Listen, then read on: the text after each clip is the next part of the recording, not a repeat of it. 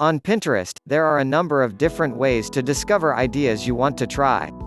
Your home feed is where you discover pins from people, topics and boards you follow. You'll also find recommendations, like pins you might love and new people or brands to follow, inspired by your recent activity. See pins inspired by your boards by clicking the board name at the top of your home feed. Your dedicated following tab. Your following tab is where you go to find the latest ideas being saved by the people and brands you follow. To visit your following tab, click Following at the top of your home feed on the web and the Pinterest app on iOS and Android. The More Ideas tab. Click the More Ideas tab at the top of each of your boards or board sections to discover personalized recommendations inspired by the pins you've already saved.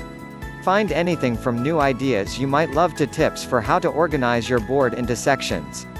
Search. You can search for pins, boards, people or hashtags in the search bar. We'll also show you ideas for you and trending ideas to spark some inspiration. If you're not quite sure what you're looking for, try typing in something general, dinner ideas, then use Pinterest's built-in search guides like healthy or for kids to narrow down your results. If you're on your phone, try tapping the camera icon next to the search bar to do a visual search for related ideas.